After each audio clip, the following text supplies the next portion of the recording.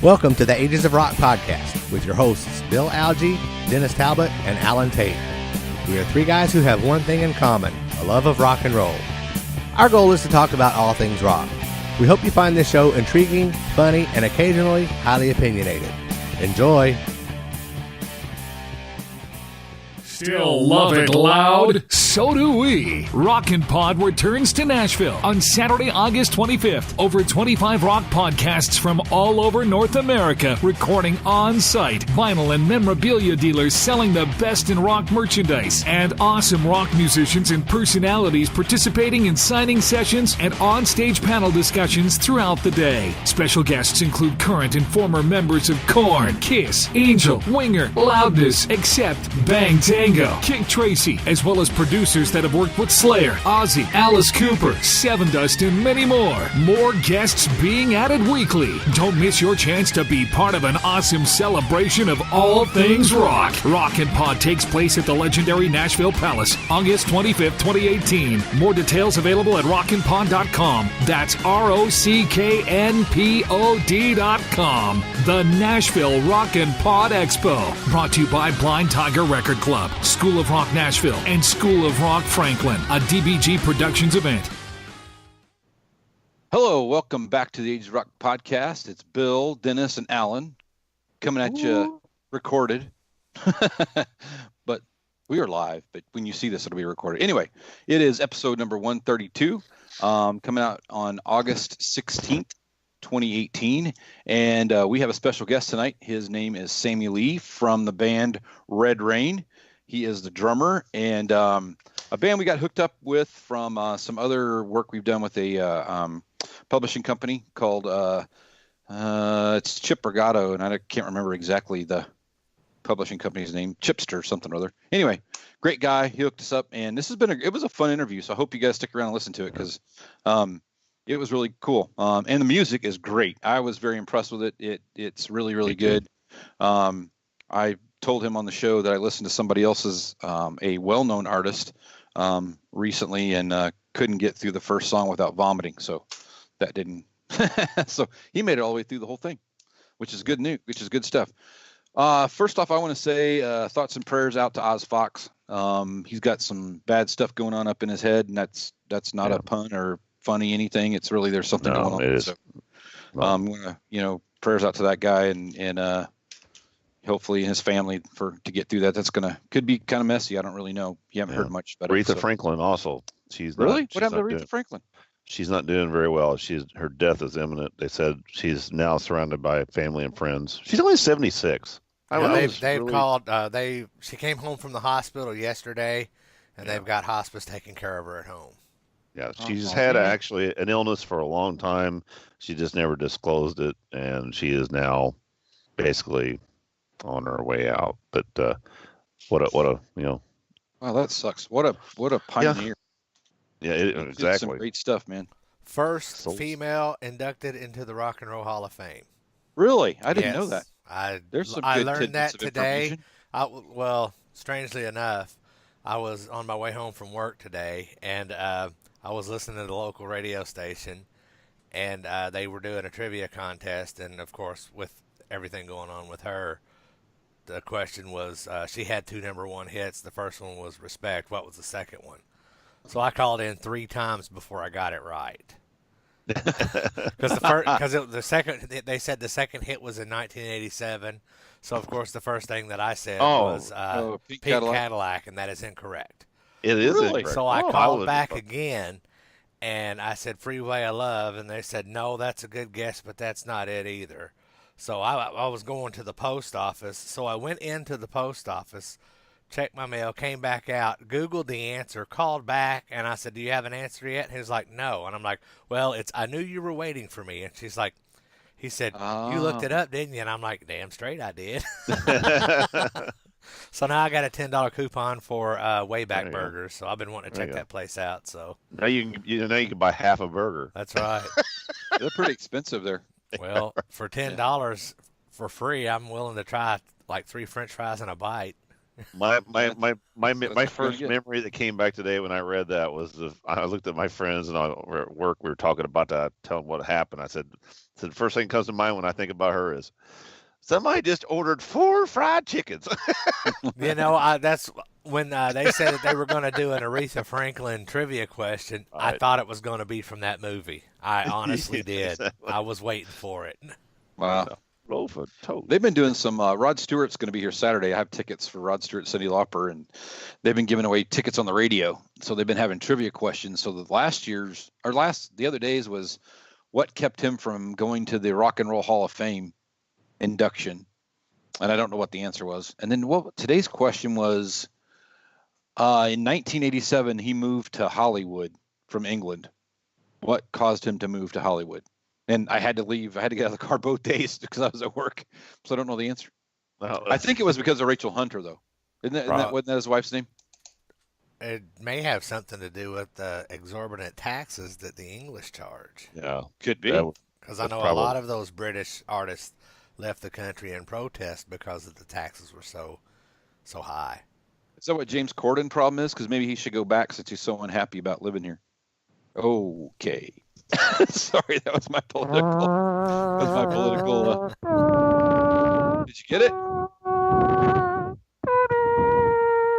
Is that cool or what? That's pretty cool. That's It looks pretty low on the shirt, though.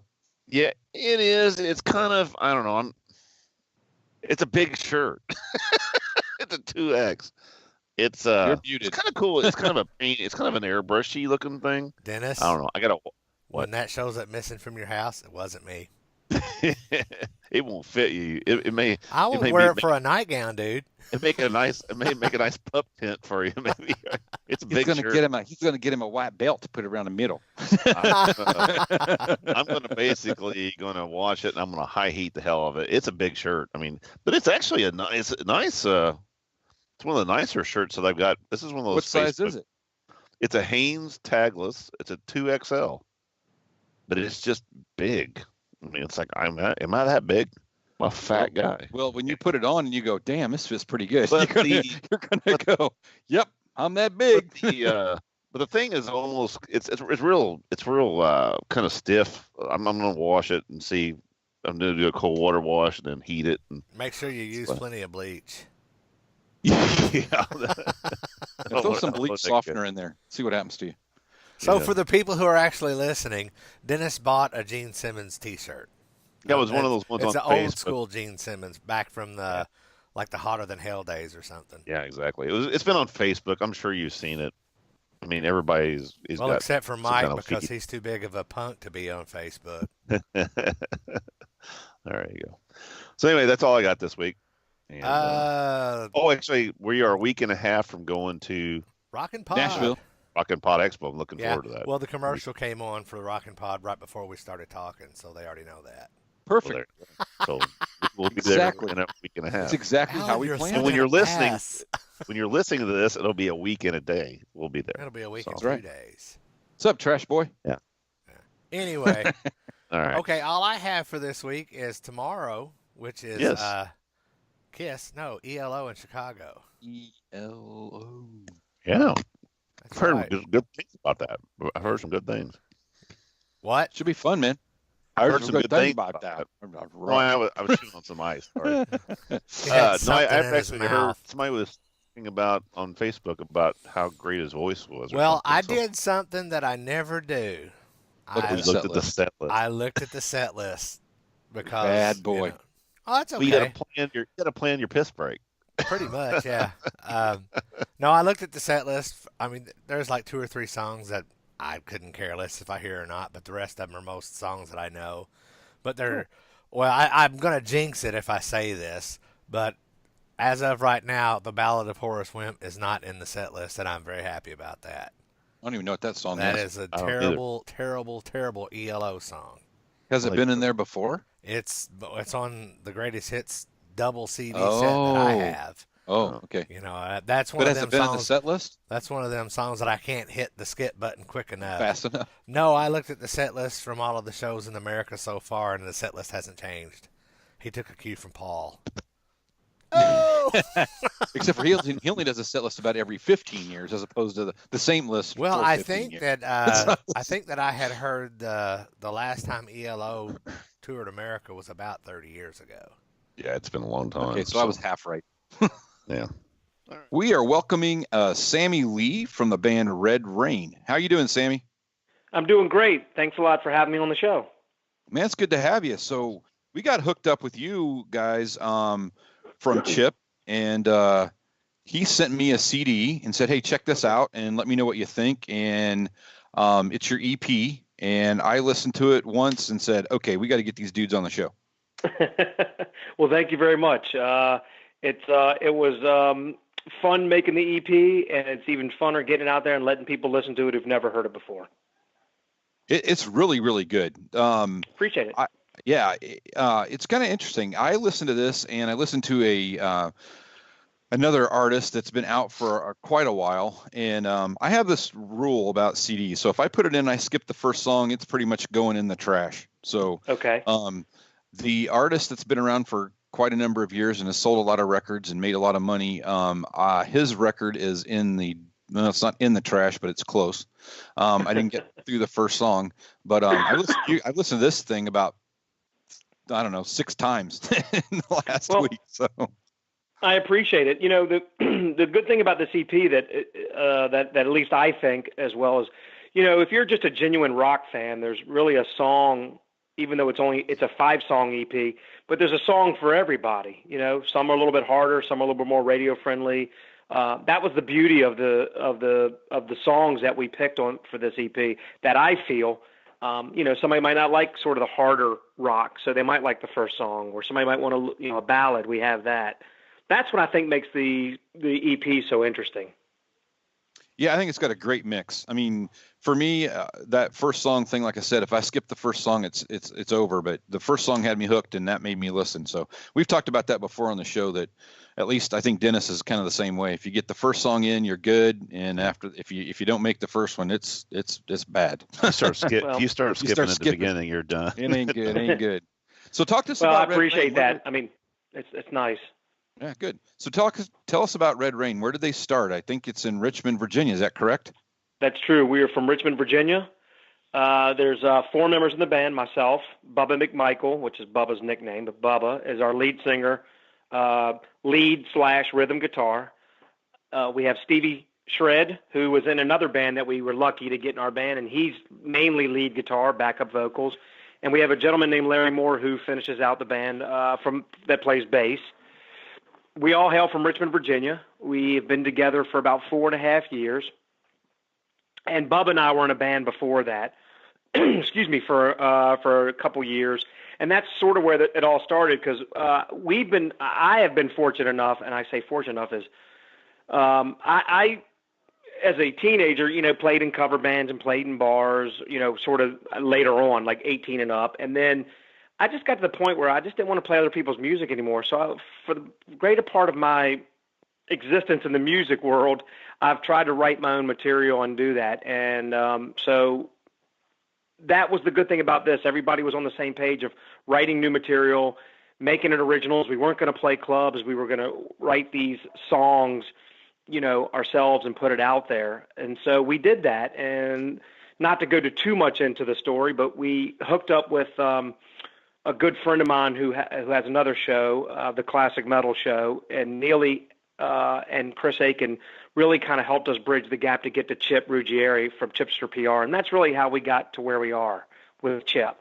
And from that point on, it just rolled to where we are now.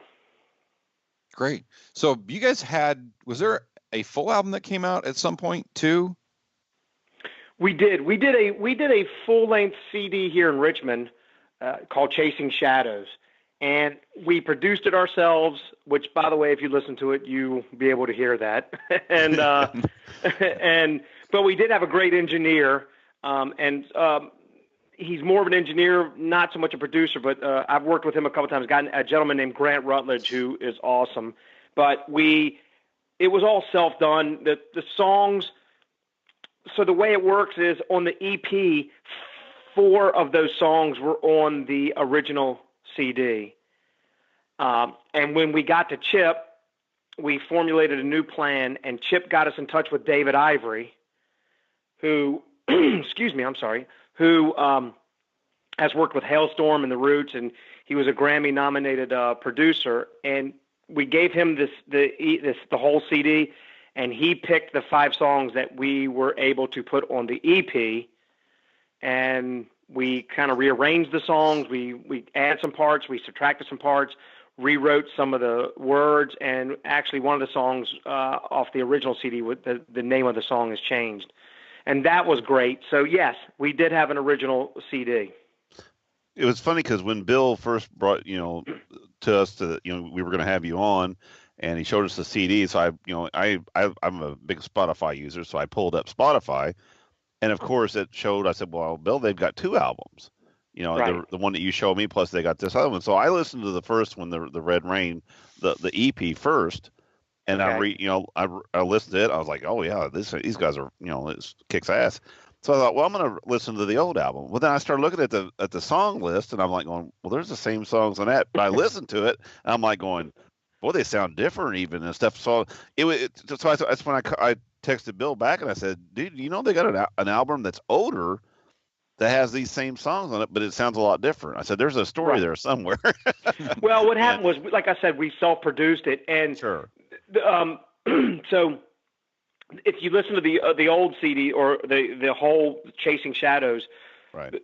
yeah, you're right. It's the same titles, but the songs are faster, and there's not as many parts in some of those songs. And when we got with David, that was one of the great things with working with a guy like David Ivory is that we took the song, we didn't change the integrity of the song, we didn't change the sort of the focus of the song, but what we did change was the parts to keep people interested in the song. Sure. I rarely listen to the old CD, but when I do, it's like, wow, man, now I can see why the changes were made. Even though I still love the old CD, but Right. It's nothing like the EP. Yeah, the EP sounds really good. Like I said, after going back there, I said, well, I know why they did this because now it's a lot more. It's a more professional recording. You can tell that. It is. And it's just like if you want to use it for instance, like with Motley Crue, that first album, that's a great album. It's rough as hell. It's really, it's really raw, but Yep. it's a good album. Now It's a great album. and I don't want them to go back and polish it up. But this one here, like I said, these songs here you did, but you've changed them too. It wasn't just like you re-recorded them; you actually rearranged them and everything else. Mm-hmm. But no, it sounds really, like I said, for the people who say that rock's dead, it's not dead. You just got to find. I appreciate that, and that was the beauty of it. Is you're right. We and that's again. I know I focus on that, but that was so. Working when we first talked to David, I get a little intimidated. And I was very intimidated talking to him because he has all these accolades but when we first met him, that's the great part about it is he didn't change what we were doing, but I remember he was listening to one of the songs and he said, "Hey, see this part here? This part's terrible." And he was very blunt with us. He's like, "This part stinks. We're taking this out. We're going to add," and then we sat and we added this. And that was the great part about it. And you're right. And to what he had said was our songwriting wasn't bad, but it wasn't great. It wasn't polished, and he polished the songs, and that's the big difference in the two records or CDs. I'm sorry, did I say records? My God. Hey, if you got it on vinyl, man, we let me know. we're record guys. Yeah. We are record people. Trust me. Yeah. Does anybody even use records anymore? Does anybody say that?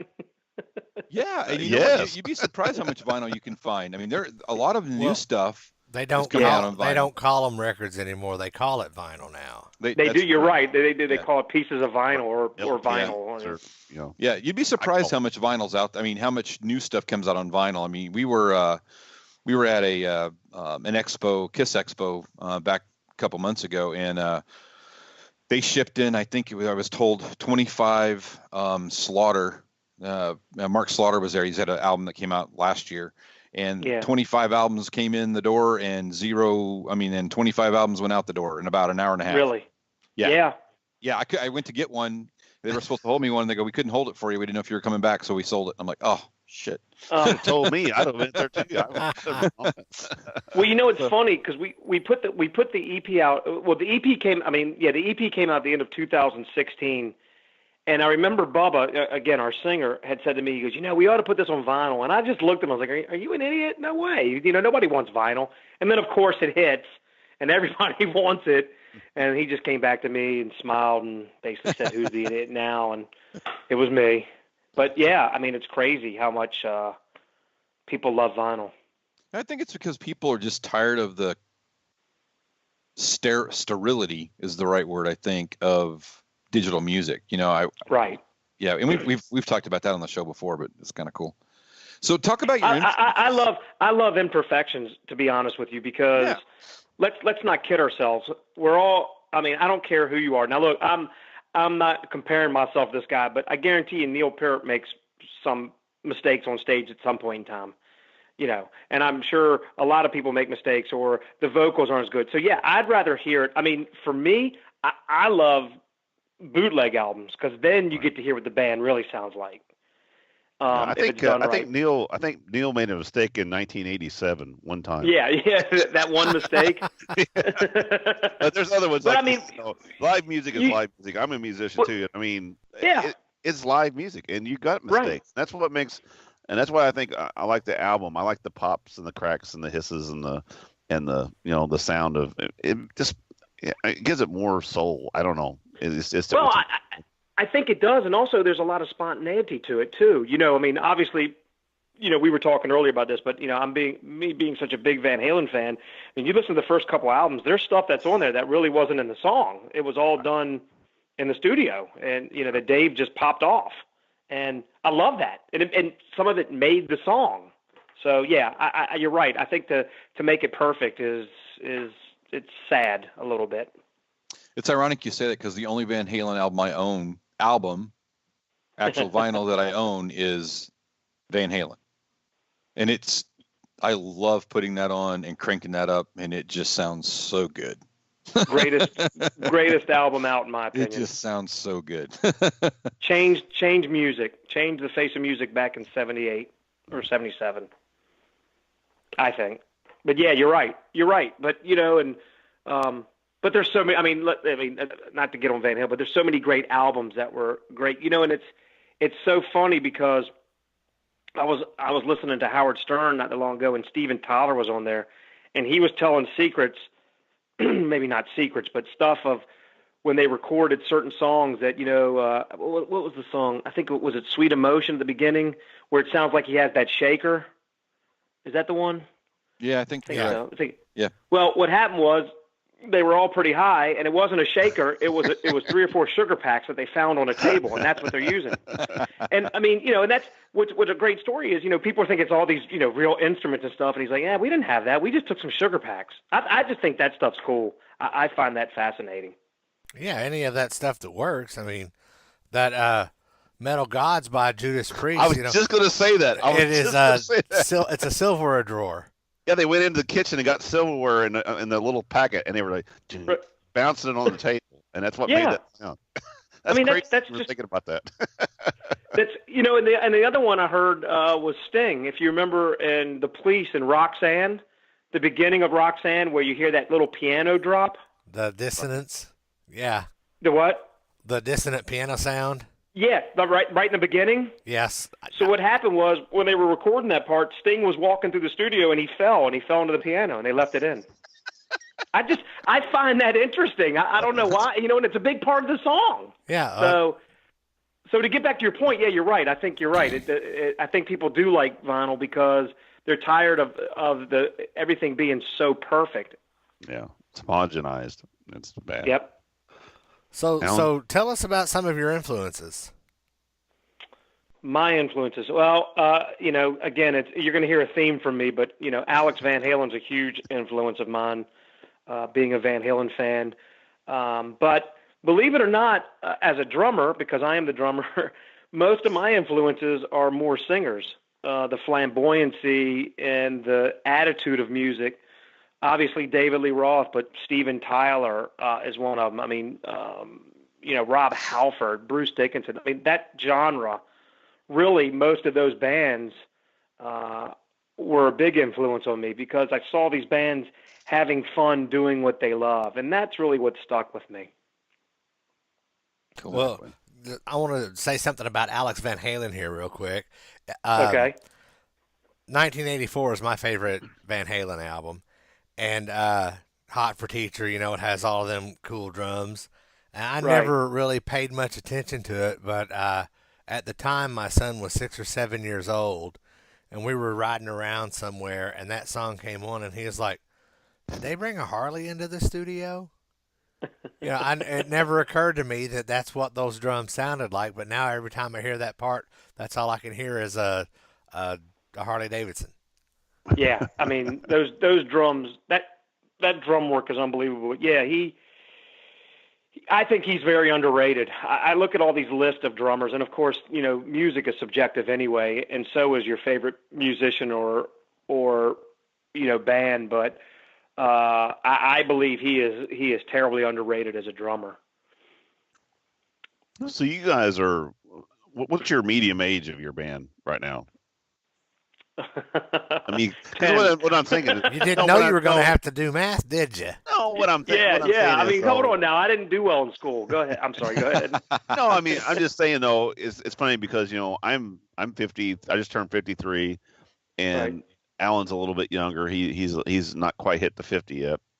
But I mean, You're young. You're a young buck, Alan. by Yeah, the way, I am only 48. but I'm just saying, with your influences and you're talking about the songs and everything, you're kind of our generation. You know what I'm saying? Yes. And that's Yes. what I'm. We don't generally tell our age, but because it's people freak out about that. But yes, we are. Put it this way, we're all in the same boat. Yeah, exactly. And And our I influences. love seeing it though. I love seeing a newer band come up that isn't, like I said, this Greta Van Fleet thing. That's always, they're always just, they're like Led Zeppelin and everything, but they're just a bunch Yeah. of teenagers, or 20s or whatever. They're still kids to me. They are still kids. But, You're right. But I do like seeing people in our generation still trying to get out there and make a difference, and I appreciate it with new music. That's cool. I like that. Well, thank you. And that there's a lot. The funny thing is that there's so many bands out there like that.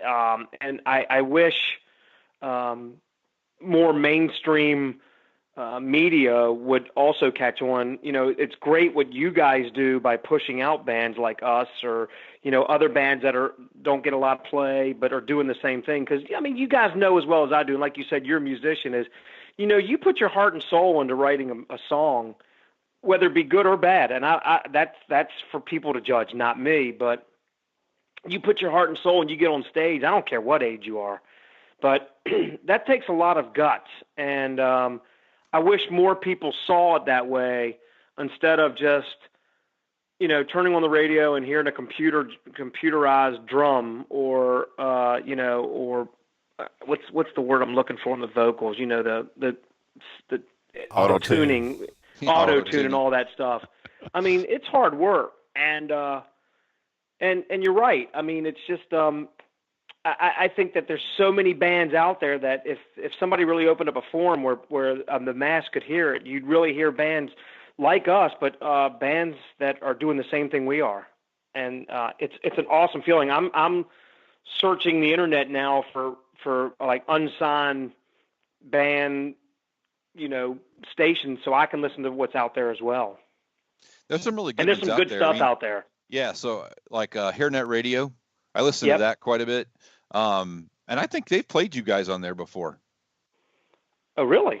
I think Well, I've that's seen, because awesome. I get emails from them. I get Twitter. They send a tweet out whenever they play a song, and Right. I thought I've seen your name before, but I could be wrong. But K-Back's another one. K-Back is another one, that's Ron Keel's band. Remember Ron Keel's Yes. radio yes. station?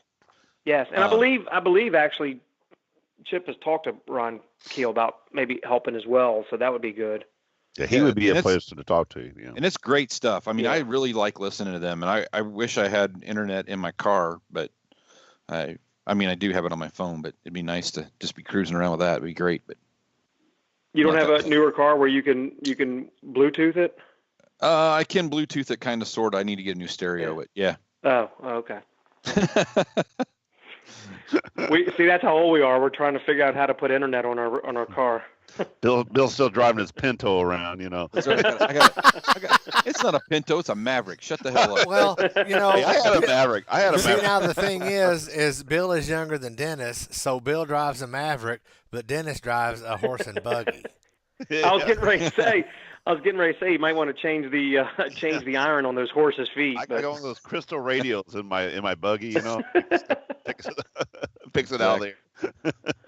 Are you still carrying one of those boom boxes around that you put on your shoulder? Exactly.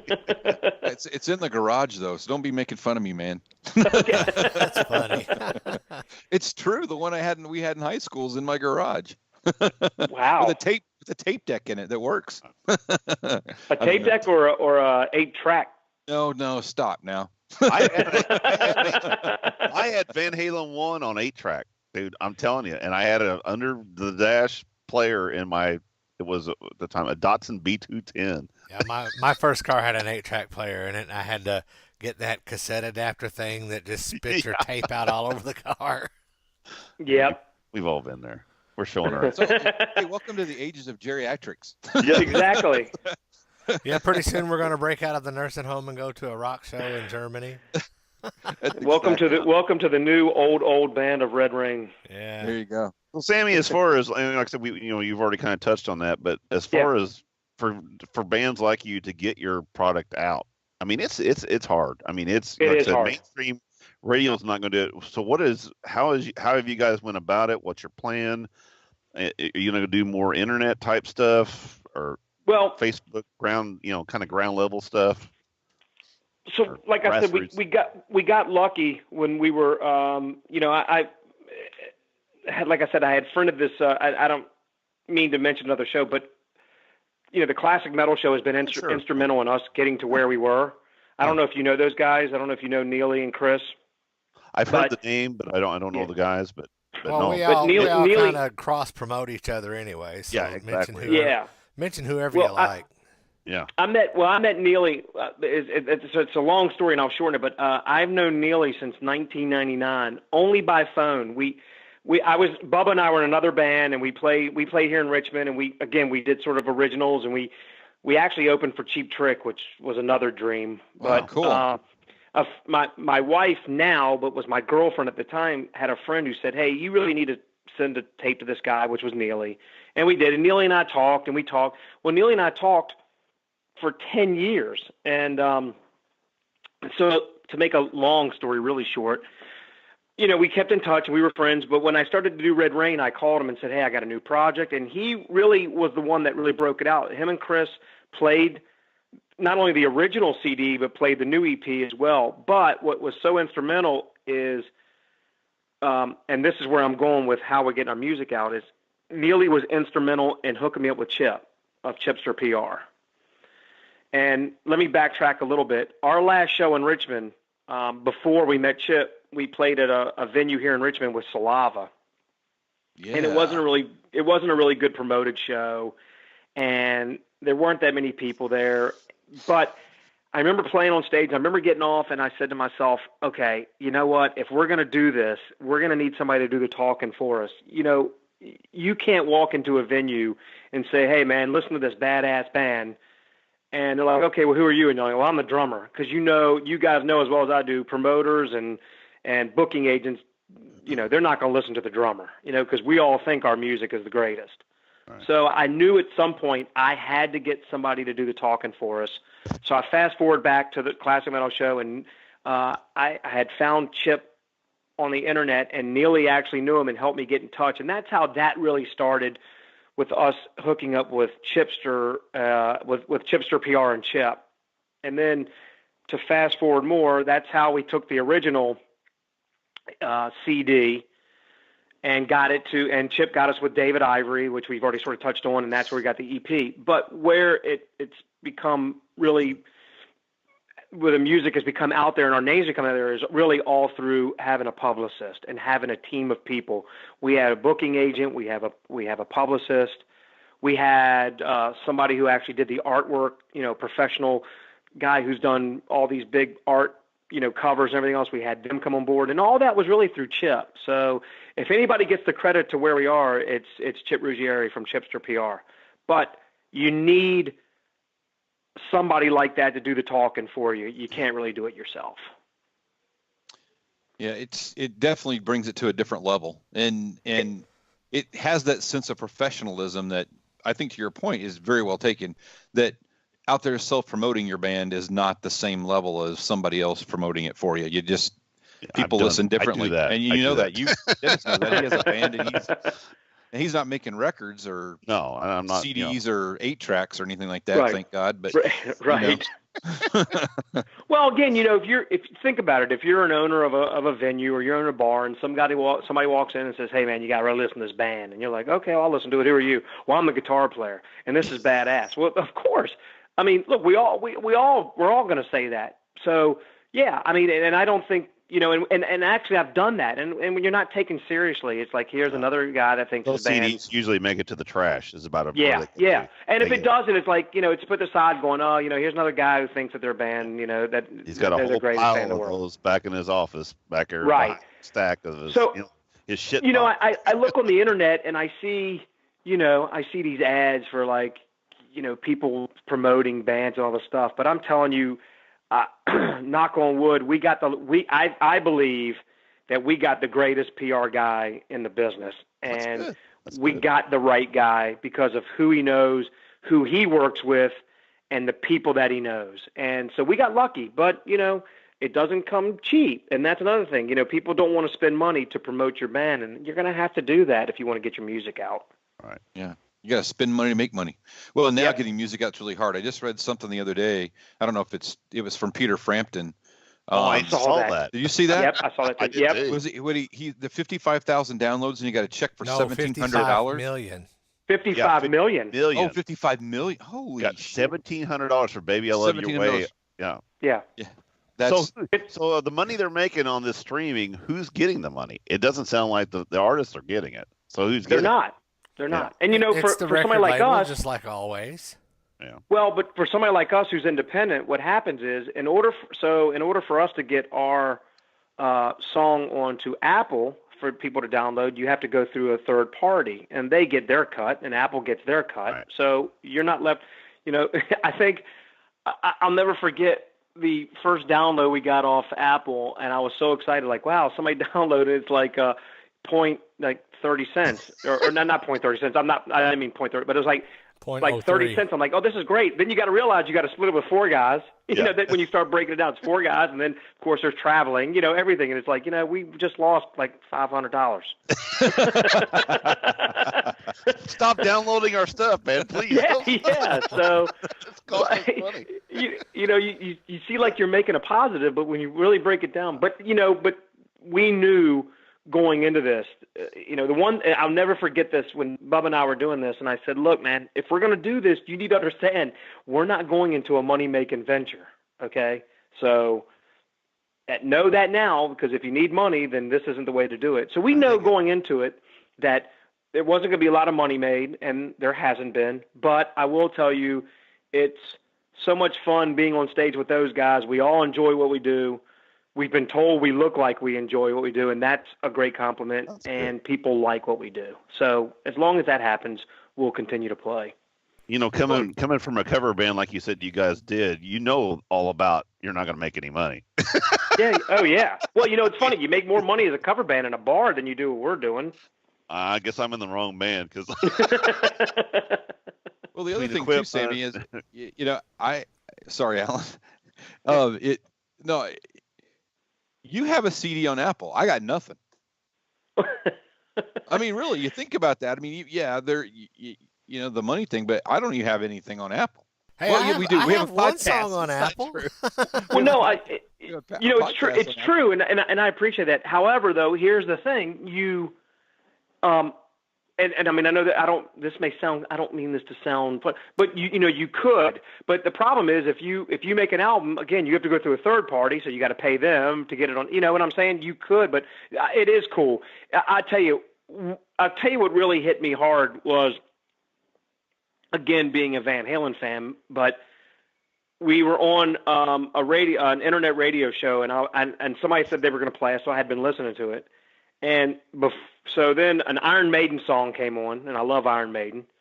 And then We came on, and I'm like, wow, we're following Iron Maiden. And then a Van Halen song came on, and I'm like, okay, so then it's Maiden, Red Rain, and Van Halen.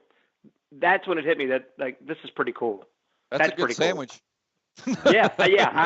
I'm totally cool with that. When That's you're when being just sit played back in the and puff a same. cigarette at that point, it's like.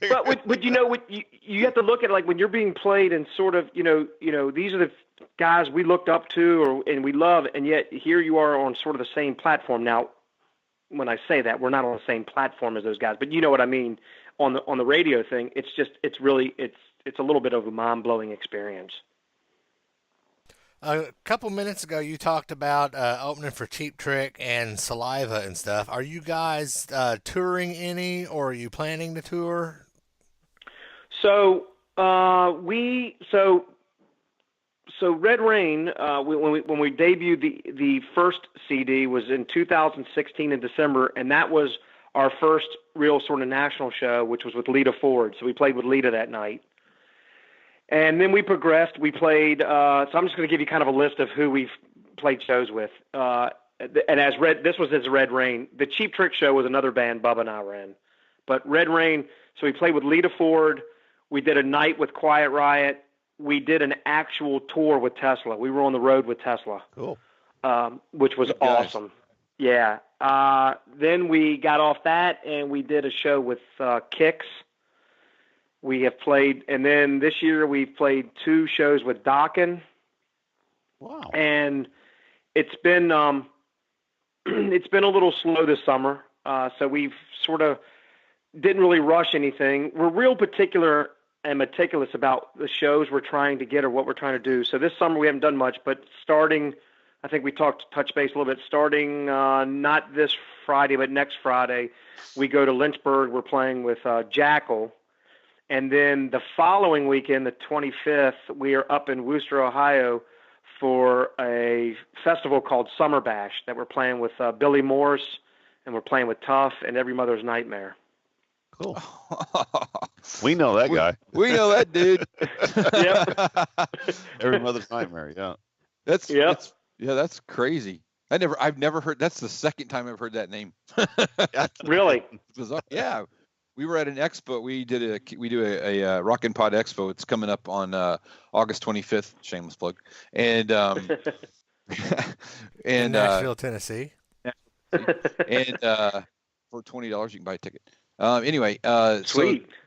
So he came. We did an interview with him last year, and it was funny. He came and his promoter said, "Hey, you want to sit down and have a chat with him?" And we were like, "Sure." We don't know who he is, and so I'm over there looking up the band, trying to figure out who they are while we were getting stuff set up. Rick Rules is his name. Rick Rules, yeah. And he was great. We had a blast. I was the one looking on the internet going, I don't know who this guy is. Yeah.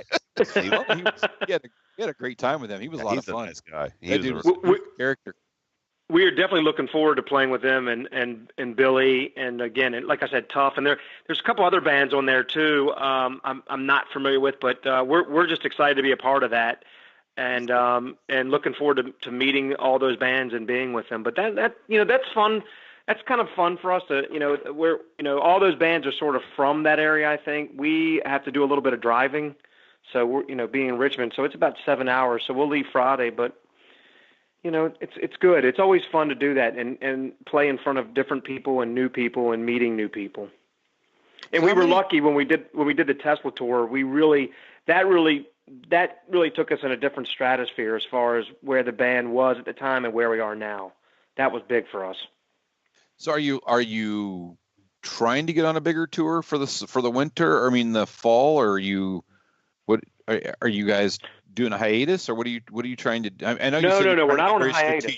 So not on hiatus. But the thing that I find sort of heartbreaking, and I know there's a different side to this story, but with the shows that we played, and we really, really got a lot of, I don't want to, you said shameless plug. I guess I'll shameless plug us, but please do. And not to sound egotistical, but really got a lot of press when we did the Tesla tour.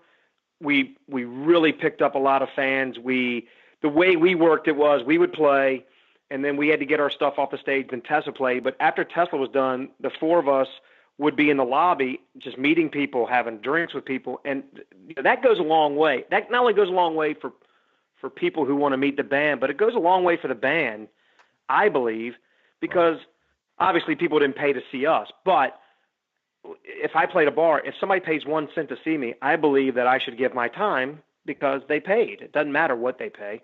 But that's where you really, I believe, win over people. And so my point being is we really got a lot of press. I mean, Chip really took that and ran with it. And so what the disheartening part about it is now we try to get on some shows and the promoter's like, nah, we don't know who you guys are. And I'm thinking, okay, you don't know us. We're not in your market, but with the internet, you could at least look up who we are and see that we're not coming from nowhere to play a big venue. We've been on the big stage. We've been on tour. And that's really the hardest part is finding shows. That we're not on hiatus and we're always looking for shows. We just don't always get the shows we want. Gotcha. I've seen a lot of that lately, though, with a lot of the opening bands of them. I remember going to concerts back in the 70s. The opening band would come out, the main band would come out, then it was over with and everybody went home. And now you're seeing a lot of these newer bands that are coming out. They'll say, "Hey, we're going to be upstairs in the atrium or whatever after we're done playing." And unstink ourselves, put some different clothes on or whatever, and we'll be up there signing CDs or hanging out and talking to you, whatever. And I tell you what, that you're right. That goes, I think, a long way for fans. I mean, you'll make fans that are lifetime fans by doing stuff like that. Absolutely. And it's funny. I had met a gentleman and his wife in Cincinnati. His friend was a photographer, and Chip had set up that he was going to shoot the show for us. And this gentleman and I hit it off. We were talking like we were old friends. And at the end of the show, after the show was over, on the where Tesla was leaving in the back of the venue, we were at the side loading up, and people were coming talking to us. And he asked if we would sign a CD, and we said absolutely. So we signed a CD, and then and we took off, and we started going because we had another show that was towards the end. And I'd given him my email. I always give my email out because I'm always interested in hearing what people have to say about the band, whether you like it or not. I'm always interested. And, I'd given him my email and said, hey, keep in touch. And so we drove to Michigan was our next show. And then we got home in Richmond and there was an inbox there. And he said, hey, man, I just wanted you to know it was great meeting you, but I lost my CD. It's a shame. I really like us. And I said, hey, no problem. Give me your address. So we signed another one. We sent it to him. Not even think anything of it. I mean, the guy spent the money on the CD, and then he went on Facebook and posted probably 3 pages of which is, again, I don't want to sound egotistical, but how great we were and what makes a band and what makes fans like a band. And he just listed us like, nobody else would have, most people would have done that. And I just thanked him. But that's the coolest thing in the world. I just thought that was the greatest thing in the world. I mean, actually, him and I are still in touch. And he's going to be coming to the Worcester show when we get up there, so that's going to be good to see him as well. I mean, that's like I say, with the way the industry is anymore, you have to make fans one person at a time. I mean, you really right, do. And the great that you're doing that, And that's the way I thought. And so we actually, the one thing about this band is we're not short on material. So just a little bit about the band. I don't do any of the writing. I do not. I don't know how to write a song, much less have a hard time playing one as a drummer, so that takes me out of the writing process. But I do all the business work for the band. I'm sort of the business manager, sort of the manager at this point. I work with Chip directly. The guys in the band don't, but they do the writing. But we don't have a shortage of tunes.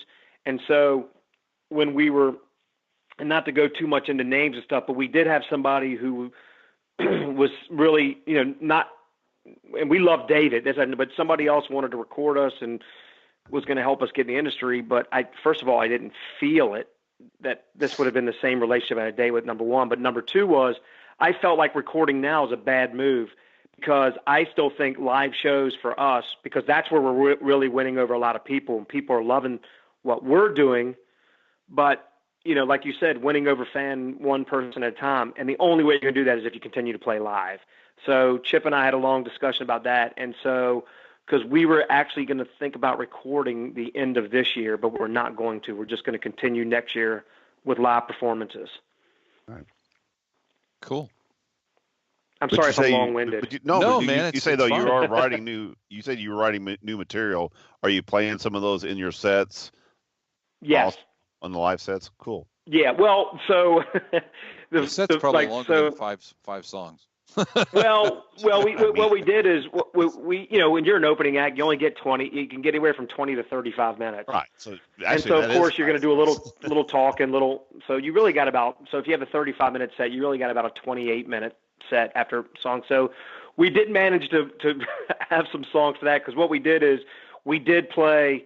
So for a while, what we did was we played the 5 songs off the EP, and then we took 2 other songs off the original CD that we play, and those went over well too. But now we've added about there were some other songs that we had tinkered around with that we had played with before. We've added those. We've got a good solid about a good solid 38 to 40 good minutes without talking if we need to. So we got about 45-minute set. But as far as the writing goes, we have songs that we probably have at least 7 songs that we have put on tape, like in our practice room, that need work. But so we have 7 there. And then Bubba he says he's got 20 or 30 at home. He's already started writing. So we don't have a shortage of material. It's just really, fine tuning them and get them ready to be, stage worthy, I guess would be the best way to say it. Sure. Well, awesome. Yeah. So, and I tell you, I love playing live. I love meeting people, but man, when we were in the studio with David, I really loved it, and I learned a lot. And Was so that I really in like Richmond recording. where you did that, or? No, so our schedule was, so when like I said, David was a very upfront guy, and I really got a good relationship with him, I think. But what we did was he told us the schedule was we're going to go up to his place, and he lives in Pennsylvania, and he has a studio up there. And what we would do is we would have to do pre-production for like 2 or 3 months to get the songs ready. So one day a week, I think it was every Friday, Thursday or Friday, we would get in a van at about 6 a.m, and we would drive 4 hours up to him. We would play till about 5 o'clock, and then we drive home. And we did that for 3 months. Oh, wow. Until it was time to go, time to record. And then we did that. Then I recorded my drums. We went up there on a Thursday night. I recorded my drums for those. We recorded Friday, Saturday, and a little bit on Sunday. And then while we did that, we did some bass. And then unfortunately, while we did guitars, so the guys went back to do guitars. It was a span over a couple months. We did on the weekends and stuff. Right. But when the guys did guitars and vocals, I unfortunately had some family issues that I couldn't leave. And so David was calling. David and I would speak every night, knowing that, again, I did all the business stuff and all that. So we stayed in touch. But yeah, it was a great experience. It was awesome. Cool. All right. It's awesome. Sammy, anything else we need to know, man? Just come out with you. If you hear the band, come out and check it out. Go check out redrainband.com, and that's REDREIGN band.com. We're on Facebook at Red Rain Band. We're also on Twitter at Red Rain. And just come check us out. Listen, I think you'll like it, but if you don't, that's okay too. But, to people who are listening, go out and try some newer bands, because unfortunately our heroes are out there, but they're getting older and they're not going to be there long enough. So we need some new blood out there. Support so live music, whatever you can do. Support live music. I mean, and listen, nothing wrong with bar bands, cover bands, anything else, but support original music as well. Well, if you're somewhere close, I'm gonna be giving you a call. All right, now hold on. I got to figure out, where are you guys? We're in Indiana. Well, we were up there. We were in Fort Wayne, Indiana. Where were you guys? I'm in on the opposite side of the state. Hey, well, listen, we're from Virginia. If we can make it to Fort Wayne, Indiana, you can make it to the other side of the state. Did you play Pierre's up there? No, we did. Where were we at Fort Wayne? It was a theater. Right? What was the name of the theater? Oh, yeah, I've heard of the name. That guy was talking to us, Alan, at that show we were at in Fort Wayne. Yeah. Sorry. It was at the Gene Simmons. It was a Gene Simmons band show. We were at that show. It was I can't remember the name of the theater because it was like, but it was that was our first night with Tesla up there Cool. last year. But we'll keep tabs on you. If you get close around here again, we're definitely going to come and see you and at least say hey. Well, I would love to. I would really appreciate that. That would be great. I'm from the Indianapolis area, so I live up here. Yeah, he's a little closer. We're in the southern tip. We're down in Evansville, Newburgh area, which is right next to the Kentucky border. So we have a river that keeps us from Kentucky. Oh, see, there you go. You can cross. Listen, you can cross the river and come over to Lynchburg. There you go. There you go. We're in Lynchburg a week from Friday. There you go. So now you're Indianapolis. I got to ask this before I go though. So Colts fans? Yes, I am. Dennis and Alan do not sports. Yeah, they Oh, okay. Oh yeah, we're not sporties. I'm trying very, very hard to be a Colts fan again. I'm a Colts fan. I'm a Colts fan just because I live in Indiana. That's the only reason I say that. But I don't follow it. I think we'll be better. Well, I'll be honest with you. Nothing's harder than being a Viking fan, and that's what I am. So. Be a Browns fan. There's nothing harder than being a Browns fan. Okay, second hardest is being a Viking fan. Well, I really do appreciate your time, and I really do appreciate the time that you've taken to talk to me and also helping spread the word of the band. It does mean a lot, and it really does help. And what you guys do really is more important than what us bands do, because at least you're keeping rock alive and you're keeping bands like us alive, and that's awesome. And so we appreciate that. So thank you again for everything. No problem. I'm just glad you're giving us good music to listen to. So I appreciate it. Anytime you ever need, want to talk, you just let me know. I'm always around. Cool. All right. Stick around for a second, Sammy, and Alan. You want to take us out of here? Take us out. Take us out. Where are we going? Let's go get some drinks. Let's go to Dairy Queen. Dairy Queen. Actually, I might go to Sonic and get me one of those half-price milkshakes here in a minute. There you go. All right, folks, visit us on agesofrock.com and check out our Facebook and Twitter and Instagram. And I don't even know why I say Instagram. We don't use it. I'm going to take it off of there. I don't even know. Instagram. And find us on Stitcher Radio. Don't forget to check out our rebroadcasts on kgfrocks.com on Wednesdays and Saturdays. Also, go to podchaser.com and give us a 5-star review. If you give us anything less than a 5-star review, Dennis is going to cry. And until next week, folks, peace out.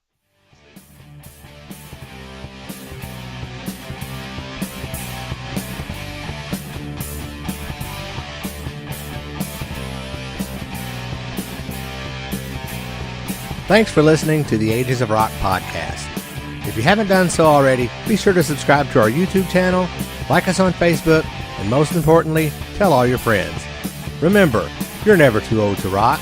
Until the next episode, peace out, folks.